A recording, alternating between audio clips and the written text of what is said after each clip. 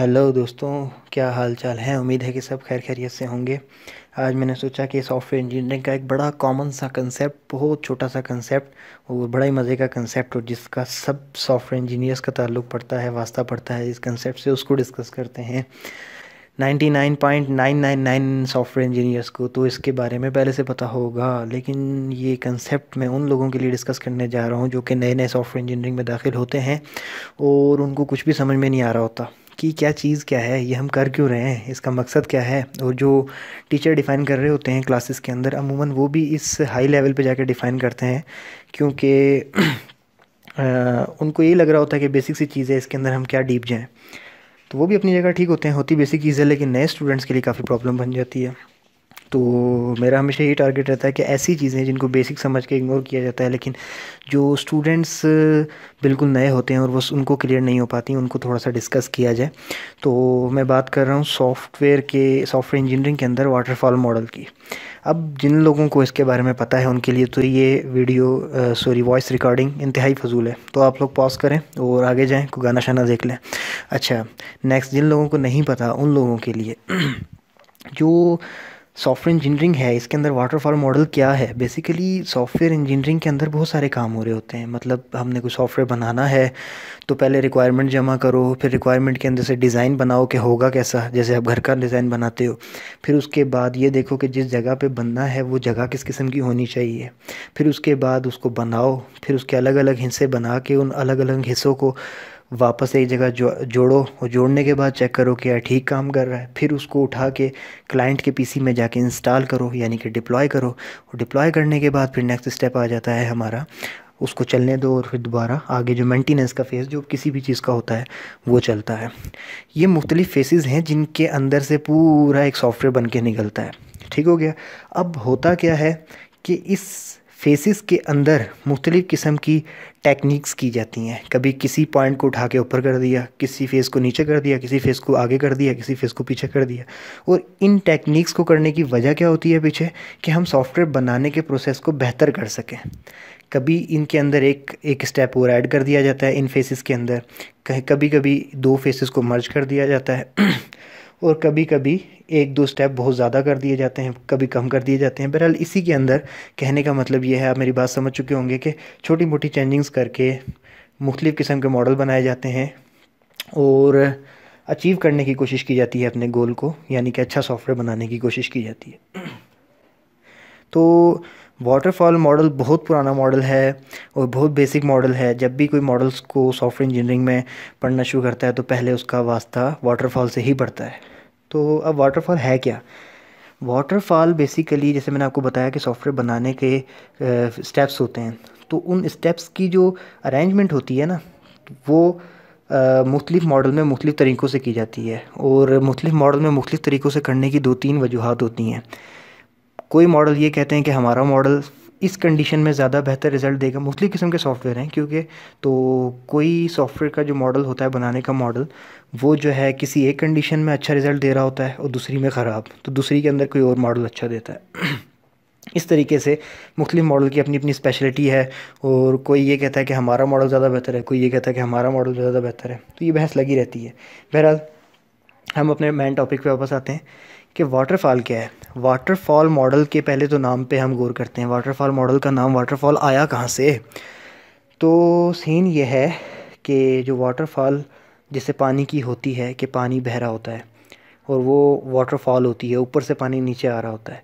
क्या हम उसी वाटरफॉल में कभी किसी ने देखा है कि वो पानी नीचे से वापस ऊपर जा रहा हो। कभी ऐसा नहीं होता, ऊपर से नीचे ही स्टेप बाय स्टेप गिरता हुआ आ रहा होता है। तो इस वाटरफॉल मॉडल का डिज़ाइन एक्चुअली वाटरफॉल जैसा है, जो कि एक नेचुरल वाटरफॉल होती है उस जैसा, इसलिए इसको वाटरफॉल कहा गया है। इसके अंदर 7 स्टेप हैं, आप 7 भी कह सकते हैं और 6 भी कह सकते हैं। तो इन स्टेप्स के अंदर काम हो रहा होता है और ऊपर से नीचे की तरफ हम आ रहे होते हैं। जब आप कोई सॉफ्टवेयर बनाना चाहते हैं तो आप एक मॉडल सेलेक्ट करते हैं कि हम इस मॉडल के तहत काम करेंगे। मॉडल सेलेक्ट करने का मतलब ये होता है कि यानी कि हम इस मॉडल के जो स्टेप डिफ़ाइन किए हुए हैं, जिस तरीके से इन्होंने, हम उसी स्टेप के उसी तरीके से हम चलते हुए अपने टारगेट तक जाएंगे। तो जब आप वाटरफॉल सेलेक्ट कर लेते हैं तो वाटरफॉल के अंदर जो है 6 या 7 फेसेस होते हैं। मैं 6 या 7 इसलिए कह रहा हूँ क्योंकि 2 फेस बीच में ऐसे हैं कि कोई इनको एक कंसीडर करता है और कोई इनको 2 अलग फेस कंसीडर करता है। तो जो फेसेस हैं उसके अंदर सबसे पहला आ जाता है रिक्वायरमेंट गैदरिंग, दूसरा आ जाता है सिस्टम डिज़ाइन, तीसरा आ जाता है जनाब अली जिसको आप कहते हैं इम्प्लीमेंटेशन, यानी कि मतलब जो आपने डिज़ाइन किया उसको इम्प्लीमेंट करना।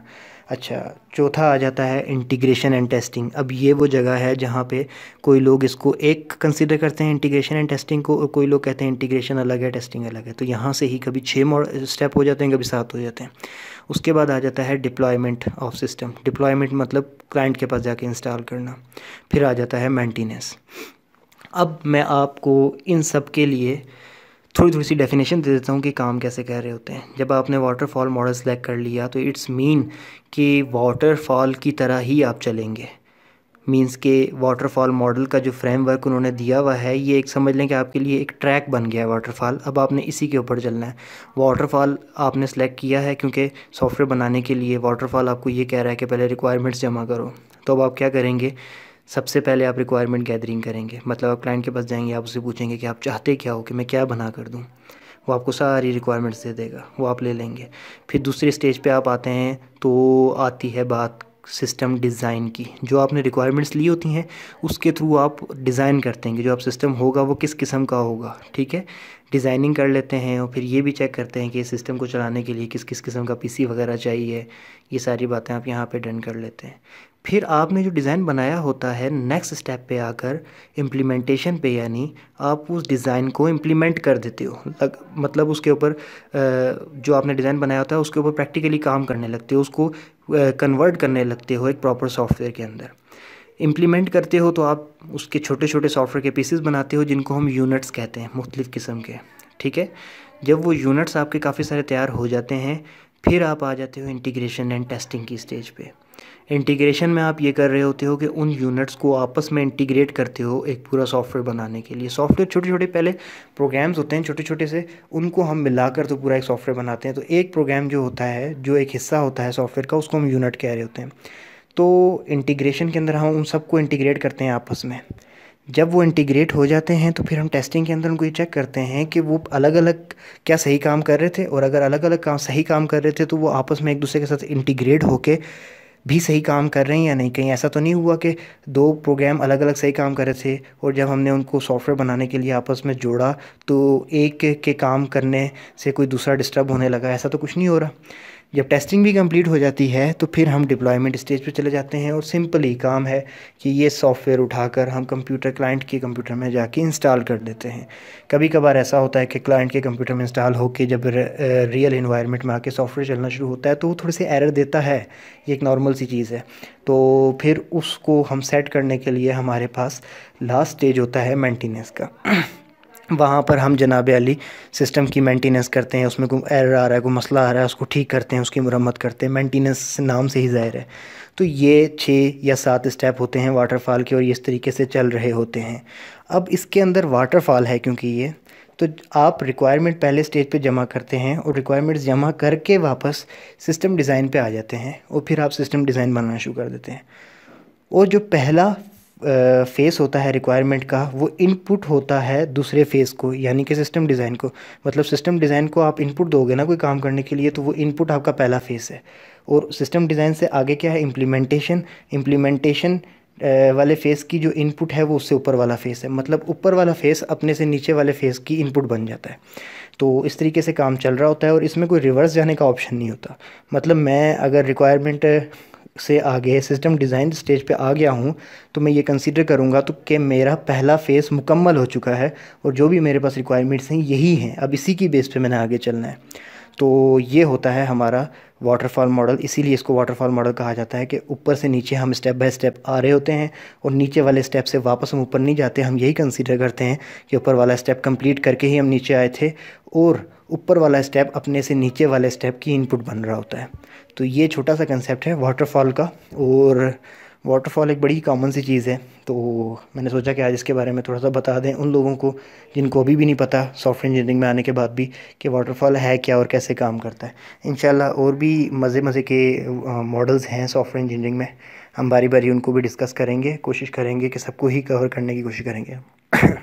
तो थैंक यू रिकॉर्डिंग सुनने के लिए, और हमारे चैनल को सब्सक्राइब कर लें ताकि इस तरह की अच्छी अच्छी नॉलेज वाली चीज़ें आपको मिलती जाएं और आपके कंसेप्ट भी रिफ़्रेश होते जाएं और अच्छे होते चले जाएं। और अगर इसके बारे में कोई सवाल भी हो तो आप कमेंट्स में पूछ भी सकते हैं। तो चैनल को सब्सक्राइब करें और वीडियोस और वॉइस रिकॉर्डिंग सुनते रहें और बहुत कुछ सीखते रहें।